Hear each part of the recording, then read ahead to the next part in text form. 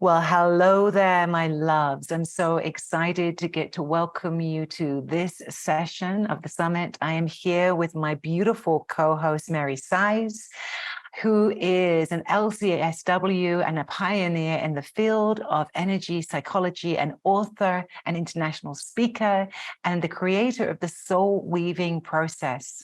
For over 20 years, she has been personally trained in energy healing by Her Holiness Sima, and she serves as the director of Sima's Magdalena Healing Program. Welcome, Mary. I can't wait to dive in with you today. Thanks, Elaine. It's great to be here, of course. So we're going to be diving in today to a topic that I think is super important for us as modern day women and men who are looking at Mary Magdalene, and it's called Mary Magdalena, a divine role model for these chaotic times. Now, Mary, I'd love to begin by getting into who Mary Magdalene has been for you personally, how you came to know her, how she came into your life, and anything else that you really want to share about how she has personally impacted you. And then we can get more deeply into her position as a role model. So yeah, let's dive in together.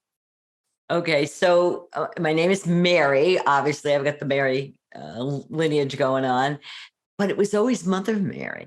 When I was a little girl, I was named after Mother Mary because, at the time, Mary Magdalene was a prostitute when I was little. So, we weren't really reading about her in the Book of the Saints, that you get. So, but I was so devoted to Mother Mary. I remember there's a story where my mother placed me on the altar and dedicated me to Mother Mary when I was born. So it was Mother Mary, Mother Mary, Mother Mary, prayed the rosary all the time. And I loved Mother Mary. And, by the time Mary Magdalena became, not the non-prostitute, that was in the 60s. I was in high school. So I wasn't really reading the books on the saints at that point. I had other important things on my mind, nothing to do with Mary Magdalena, and didn't pay much more attention to it, although always devoted to Divine Mother. And what happened for me was around in 2016. I was working with Sima. I was in a program training with Mom. We were doing this, and I went and had a mammogram and got diagnosed with breast cancer. And it was shocking to me because I'd been with Sima forever, been on a spiritual path forever. And how could I have this? I had done all this work. It didn't make sense. I knew the power of energy. I knew the power to heal ourselves. How could I have breast cancer? I was devastated. And I was in this program with Ma. We were actually in Belgium at the time. And I was, it's called the Journey of Profound Healing. It's an amazing program we would do with people. And Ma said to me, "What did you do with your feminine side when you were 16? And I had to choose someone from the group. This is how the program goes. And I took the energy of my feminine and I put her to the ground and I put my foot on her back. And I realized that, growing up, and I have a lot of brothers around me, it was not cool to be a girl. Like, I wanted to go to college. I wanted to do, these other things. And I had suppressed the feminine side of me. And Ma looked at me with one of those looks that, mean business, and said to me, "What do you intend to do now?" And in that moment, I took this young woman who was my feminine side, the energy of it, brought her up and embraced her. And I knew in that moment, if I don't balance this masculine feminine thing, I was in deep trouble. The same week, and I was also working to create this program for Ma. We were creating a new healers program. We had been running healers programs for 7-8 years. And it was the same week that the Pope Francis moved Mary Magdalene from a saint with a Memorial Day to a saint with a feast day. So it was a recognition of her sacredness. He took it up another notch, okay? And at that point, what began to happen for me, when at first, again, this balancing began to happen, was this this energy was coming in my head. I thought my head was going to blow off. I didn't know what was happening. It hasn't happened ever before, and not since either. So, but it was happening to me. And I thought, what if we create a program for healers? Because we were creating a new program for healers where Ma helped us, or Ma activated within us the healing energies of Mary Magdalena. Because Ma, as a divine mother, can activate anything. It's in us. It's just turning it on. And I had a meeting with Ma later that day, and I thought, oh my God, what am I going to do? She said, no, like my head was going to explode. That's kind of funny because Ma usually knows what's going on in my head. But anyway, or in anybody's head, whatever, because of who Ma is. But anyway, I go to Ma and I say, Ma, what if we create this? And Ma said to me, and she looked at my idea of what we were creating, blah, blah, blah. And she looked at me and she said, get them ready.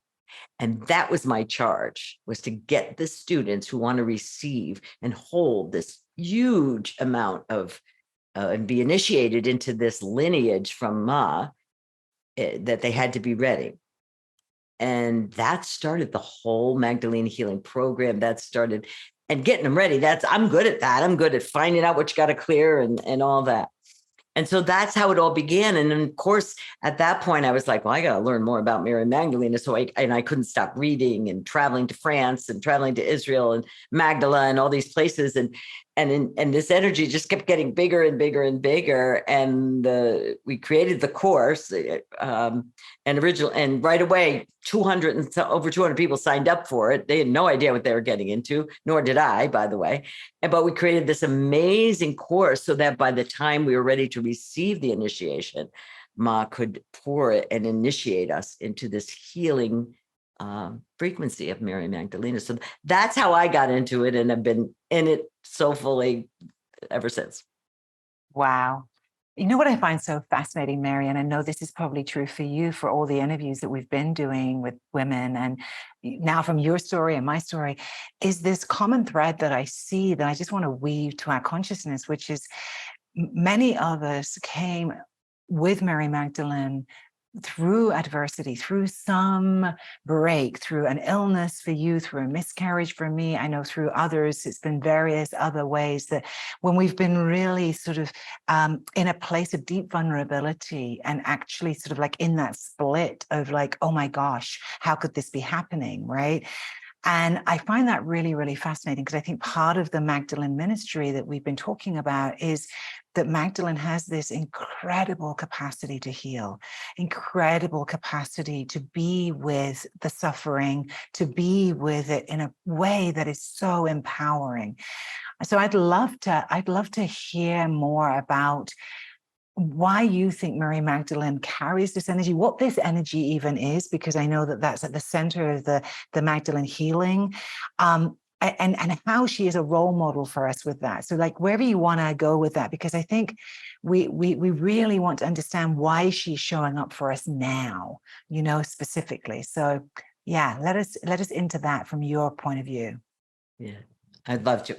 So let me first speak about the Magdalena energy that we were initiated in.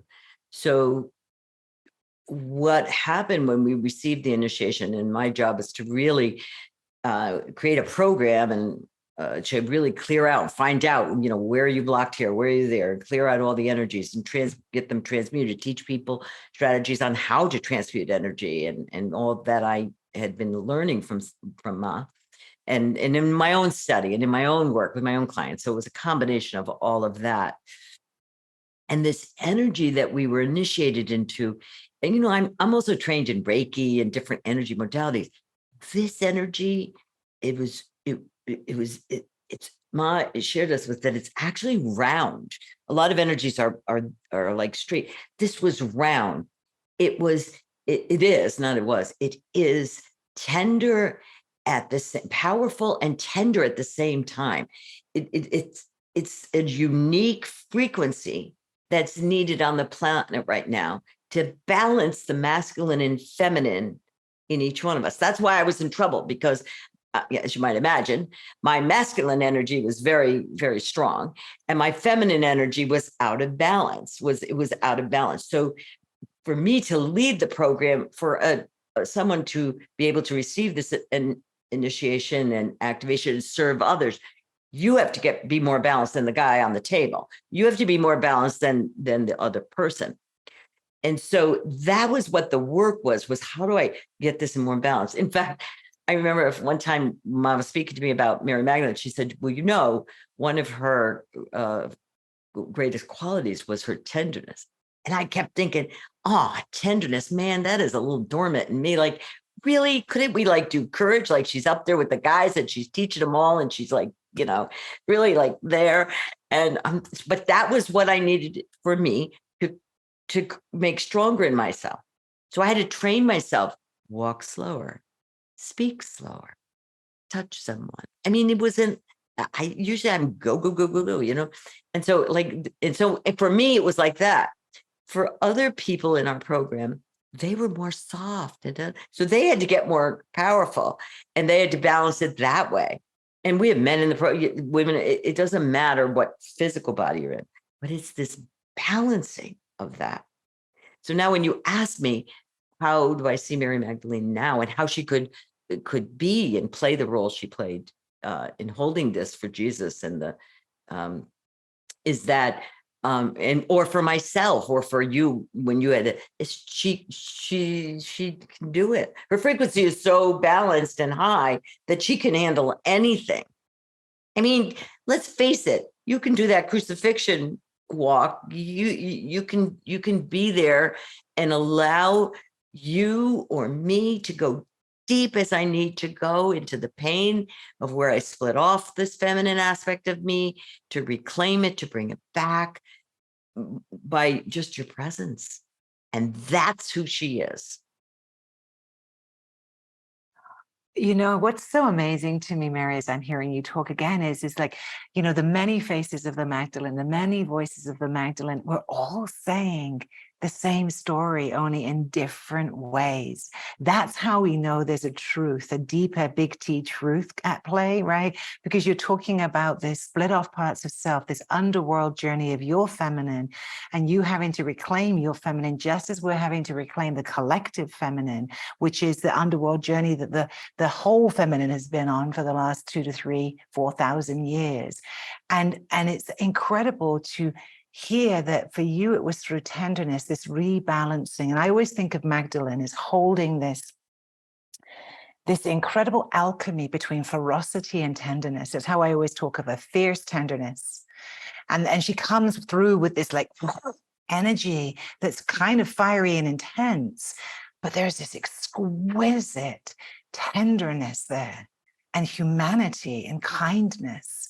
And so I just really resonate with what you're saying with that rebalancing of the masculine, feminine, this tantric way of the unification of opposites, all the stuff that we've been learning about. So you speak about her as being a role model, and a role model is a very specific term. So why do we need Mary Magdalene as a role model right now? Well, if we think of the other role models we have, for example, of the divine feminine or of a woman, okay? So we have all these different role models, but because of the balance, that's what we need. Like if I think of, well, actually go back to some of the Hindu gods that I've learned about over the last 20 years. Like this is the goddess of Lakshmi, of abundance and all this. This is, or they have Kuan Yin, the goddess of compassion.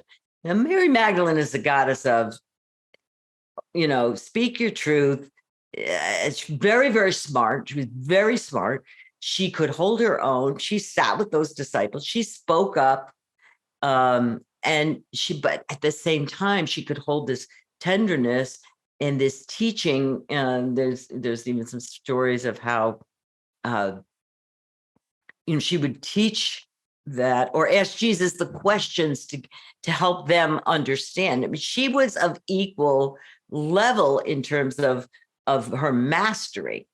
And then the other thing that she has, one of her great qualities is devotion. So she models for us this devotion to her master, being there with her master.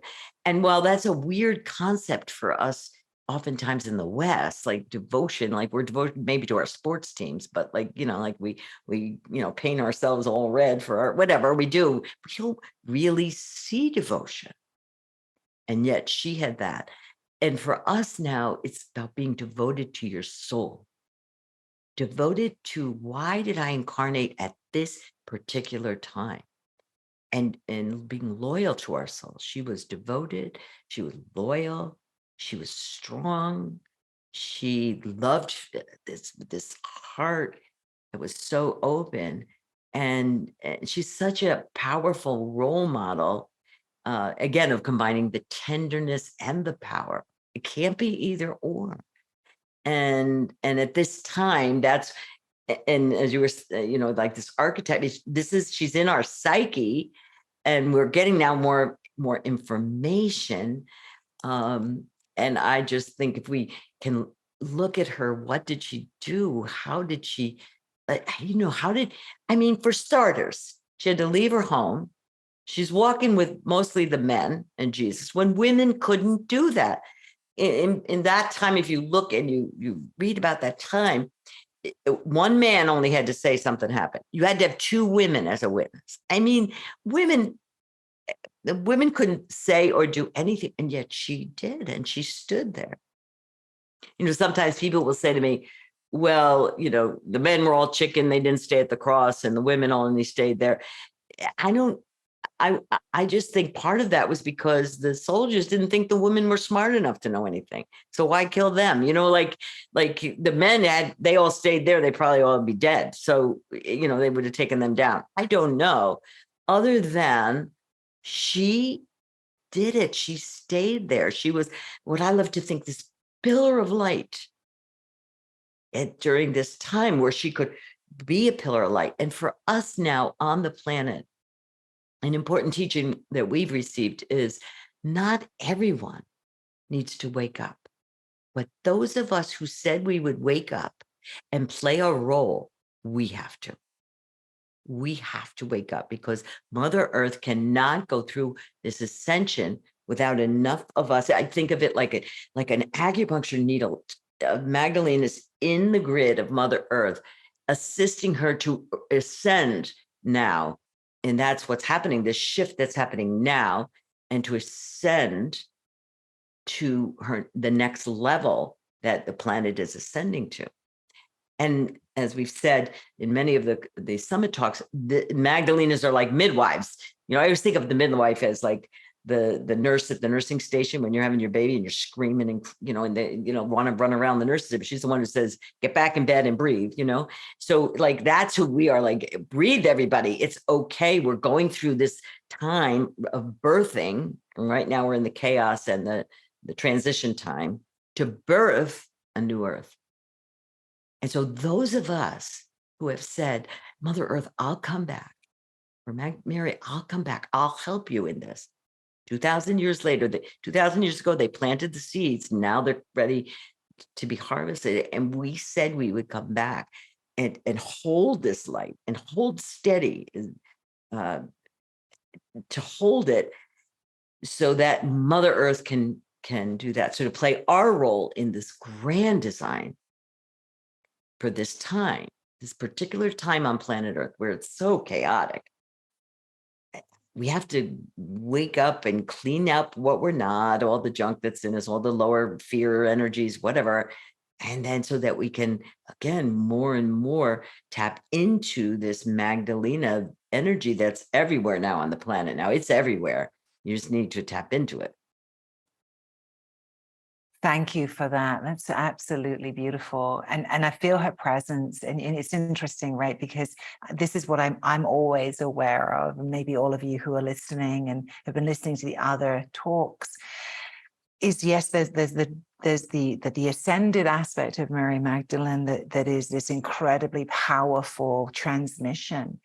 And then there is this very human transmission of Mary Magdalene through us and with us, because that was her work. Her work was to actually model this marriage between the divine and the human, to be that in embodied practice in her ministry. And so I just love that that you can name that this person, this energy of this real woman, flesh and blood and heart. So I'd love to hear a little bit more, because I know you've been working with this energy for a long time, Mary, with Ma. And what are some of the things that you've seen happen with the entrance of Mary Magdalena's energy, with this healing work that you've been doing? And by the way, very interestingly, this round or spherical energy is exactly how she's shown up to me. This is how I know it's big T truth time. When you keep hearing the same thing, so that is exactly right. How I've come to contact with her has been always through this spherical energy that encases, the whole being. So that's very interesting. But I'd love to hear, and I'm sure the people who are listening would love to hear a little bit more about what's your personal experience with that, and then what have you seen happening within those that have been receiving this kind of healing? So the energy, as I said, it's round and it has its own intelligence. So what happens when you receive a session from a practitioner, then what the energy knows exactly where to go. The practitioner has to totally be in alignment and not even, we are really strict about, you don't say, oh, I think you need this, or I'm seeing, none of that. This is because the ego will grab you really easy in any kind of energy work, but we train them really to be just these clear vehicles. And so most people will say this expanded state happens, that they feel such peace and calm. And then whatever's going on physically for them, which we don't really even ask them about, because we don't want the ego in the way of the practitioner. Okay. And we don't want their expectations in the way either. So oftentimes somebody will come on with back problems and they're gone. Or other people, again, often it's this balancing. Some, if they have too much masculine harshness, agitation, anger, they just come calmer. Others, if they're scared, they might come out more courageous. It has its own intelligence. And then for someone like me, I am a therapist. What I find for myself, and the other therapists who also are initiated will say the same thing. You just have a clarity within you. And also because you've really done your work, I shame in me, or for me, I more had arrogance, judgment. Those were my top 10 list. Okay. Know it all. And it's so much easier now for me to work with someone with arrogance, with judgment, with this or that, because it's transmuted for the most part in me. And you become more clearer. We have some people that are doctors, nurses, even accountants. It doesn't really teachers. You have a capacity, you just activate the energy and it flows. So wherever you're walking, you emanate these very healing frequencies. People don't even need to know what you're doing, just being in your presence. It's all about, whether you're doing any energy work or whatever you do, it's about becoming this healing presence. But when you emanate the energies of Mary that are for this time, specifically for this time, it's a different it's a different feeling, I would say. And all sorts of things are happening for people, that whatever they need is happening. That is a beautiful way of describing, and I love how you talk about it in the sense of the protocols that are developed within the training, because that's a large part of how do we clear the vessel. My lineage, we talk about, we have to clear the vessel. We have to be in what I would call the 0 point. The empty presence is the word that we use to describe that state where you're no longer in the thinking mind. You're not there. You're completely present. And I think, in the teachings of Magdalene and Yeshua, they talked about kenosis, and that's been one of my favorite terms. And what you're talking about is becoming a kenotic field, right? Really. And that kenotic field is one whereby we are in what we call self-emptying love, or, we've become the love rather than talking about the love. And I think that is so, so important. I think, one of the biggest things I've noticed, and I'm curious about for you and your knowing of Mary Magdalena, what does it mean for you to walk within that energy yourself? Like, how have you been changed? I mean, you speak about the fast, arrogant, East Coast part of you, which I love, and which is just there, right? But I'm so curious, how has this tempered you, this path? I would say probably the biggest thing for me, if when I look back over the years, and of course I've been working with Simon for a long time, a lot of judgment, a lot of, I mean, and I suspect a lot of us have this. How many of us who are on the shift in general, or whatever of these, you kind of landed on this planet, and by age 3, you're going, what is wrong with these people? Like, are you kidding me? Like, what are you, so, and I always, this is my excuse. I'm the second oldest of 12 kids. So I've been bossing people around since I was 3. It was New Jersey in the 50s, like, all these big families, and Catholic and Irish Catholic, come on. So anyway, I've been bossing people around for a long time.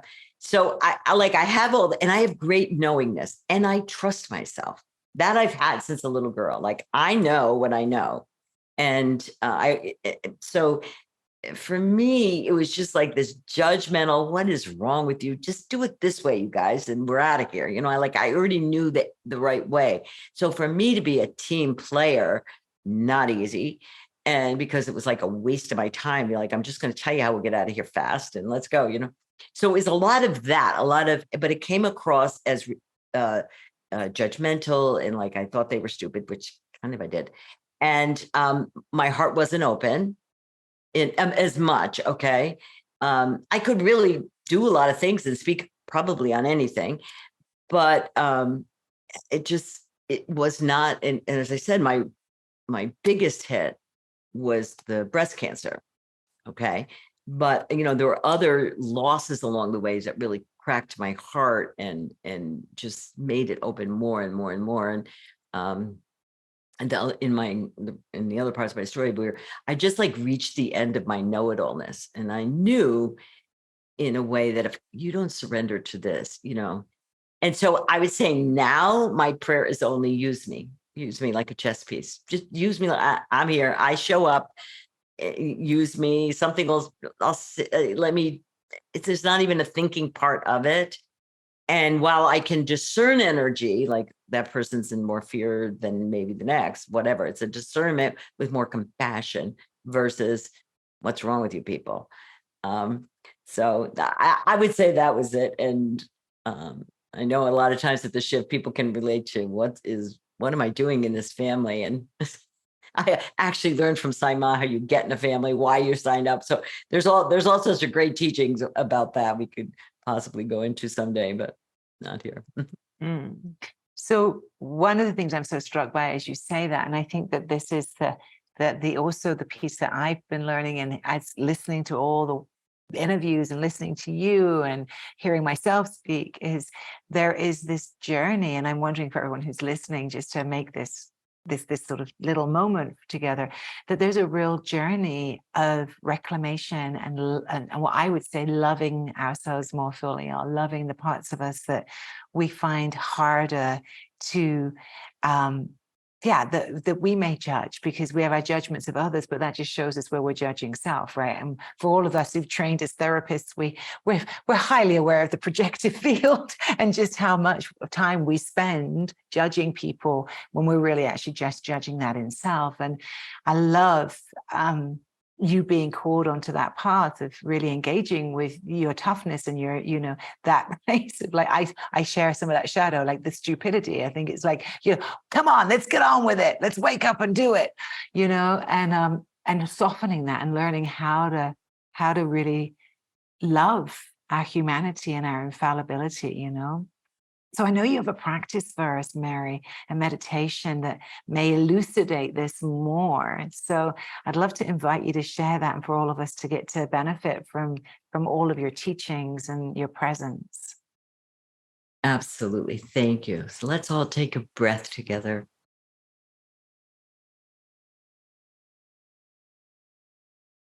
And I invite you to imagine that Mary Magdalena is standing in front of you. in whatever way you see her, perceive her, this energy field of Mary Magdalena.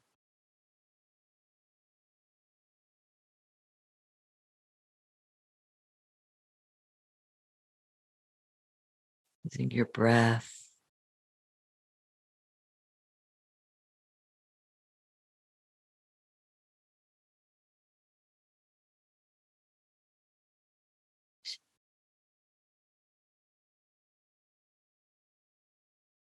And I invite you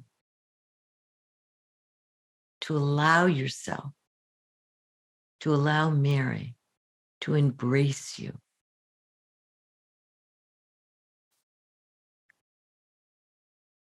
Her energy field surrounding you, holding you.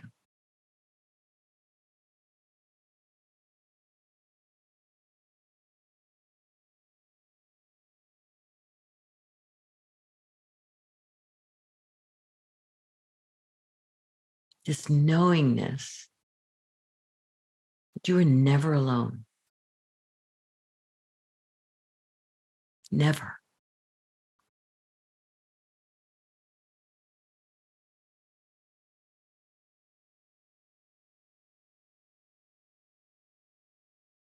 She knows your pains. She knows your suffering. And you're not alone.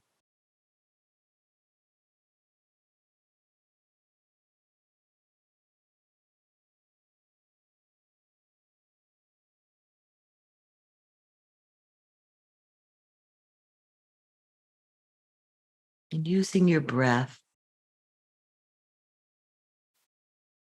feel as this light that's cocooned you, surrounded you, embracing you.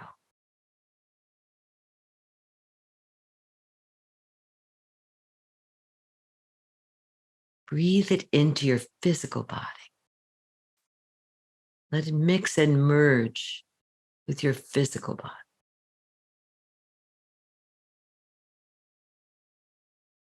For Mary knows what it is to be truly human in a physical body.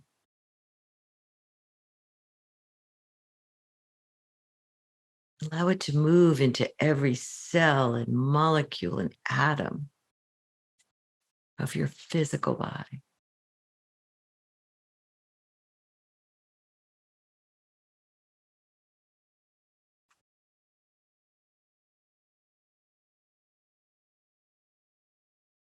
Using your breath, allowing your body, your cells to awaken, to expand in this light, this love that is moving through them, bathing them.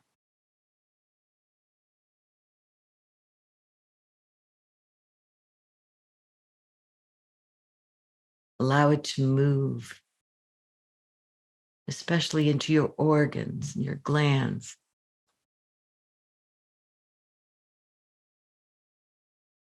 Healing,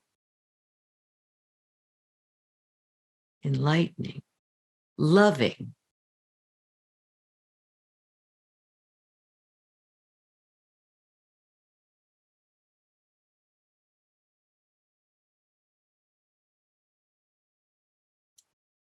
Welcome it.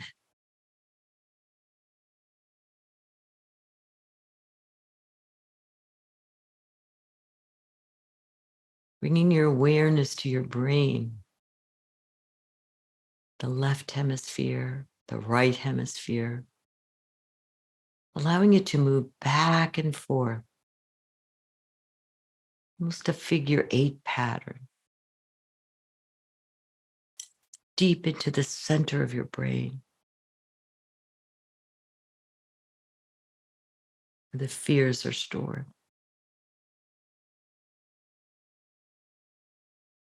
Bathing your entire brain.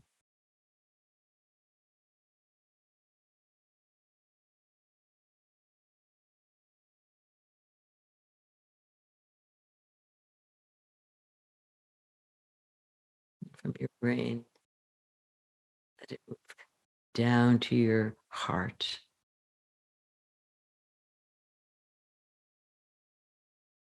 Feeling as your heart expands even more.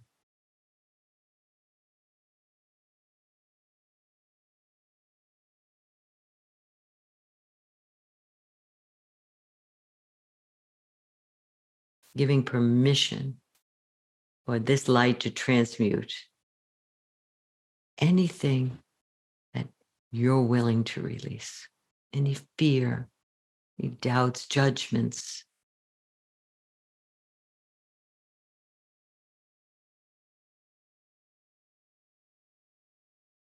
Offer them to Mary. Transmute these for me. And activate in me a pure heart, an open heart.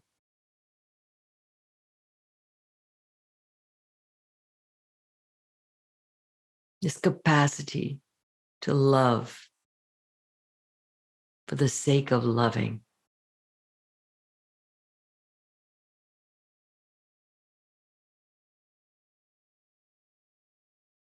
Another breath. Bring this light down to your belly. And activate courage. This capacity to have courage. Courage to love.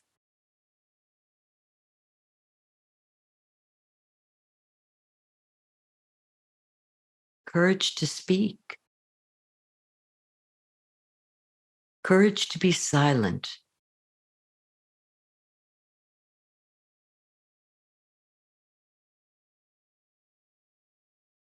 And then another breath, bring this light down your legs, out the soles of your feet, all the way down to Mother Earth.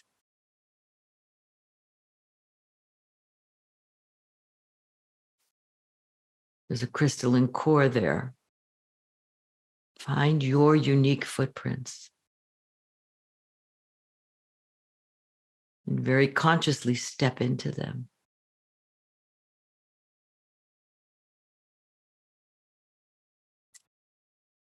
My Ma has taught us that when we arrive on planet Earth, we sign our name, we sign in. So with your hand, I invite you to write in the air your birth name, whatever your birth name is. Sign in. Mother Earth, I'm here. I remembered. I'm back. I'm back to serve, to love, and to serve.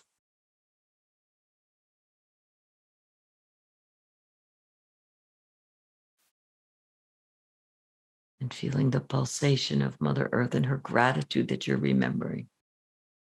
And she sends an amber color light up through the soles of your feet, and it'll mix and merge in your heart.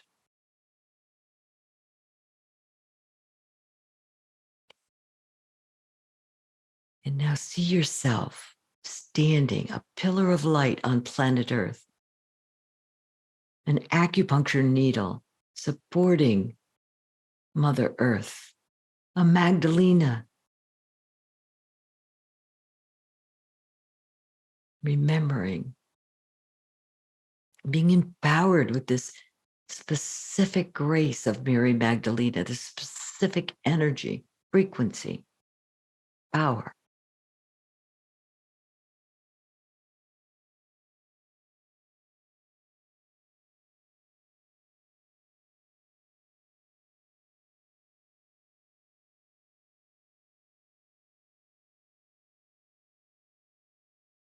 And I invite you to imagine yourself in your home, walking around your home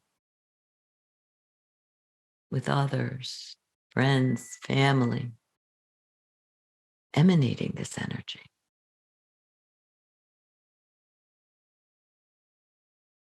Your touch, the touch of Magdalena. Your gaze, the gaze of Magdalena.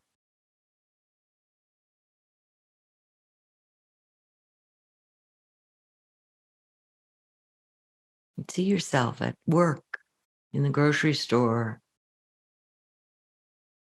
walking, your feet, footsteps of Magdalena, bringing this energy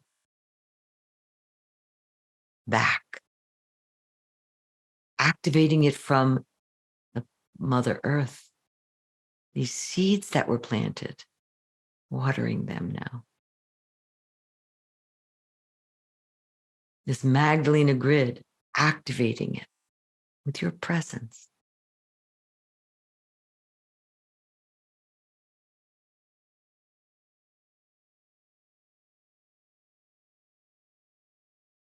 And now I invite you to open your eyes and look at the screen, look at anyone in your room, look at yourself, or go later and look at yourself in the mirror with eyes of love.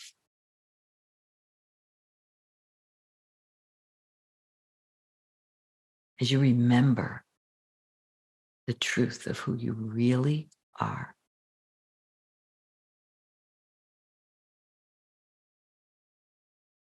Divinity in a physical body, a Magdalena in a physical form. Thank you.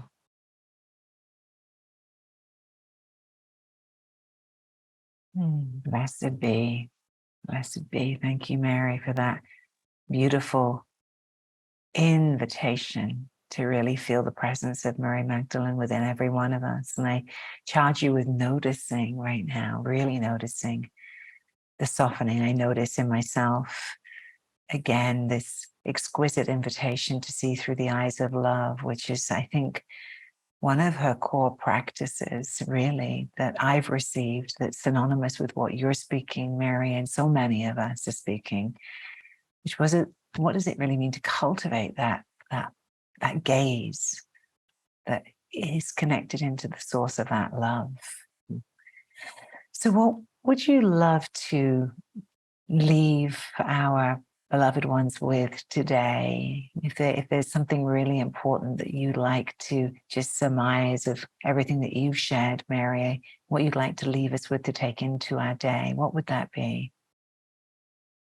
My deepest desire would be that you remember who you are, that you step into your role in the grand design. If you're being called there, or and just watch your life be amazingly awesome as a Magdalena. Gorgeous. So with that said, how can our listeners and watchers connect with you, my love? The easiest way to connect with me is my name, marysise.com. So there's plenty of things on there you can download for free, or do free things we do there. And I teach here for the Shift Network, and I also teach for Saima. So you can go on Saima's website, or we'll actually be doing a program here in a few weeks with Saima, and I'll also be doing another one for the Shift. So you'll see me on the Shift. So thank you. Great. Well, for everyone who's been here today, may you take the love of Mary Magdalene into your world today. And we want to thank you for being here. I know I speak for myself, Mary, but I think we're both really honored and delighted to be co-hosting this summit and to get to share our hearts with you all. And we hope that you've enjoyed all of the sessions that we have been curating for you. So from my heart to yours, blessings, blessings, blessings. Thank you so much, Mary. Thank you. Thank you. Thank you. Blessings to everyone.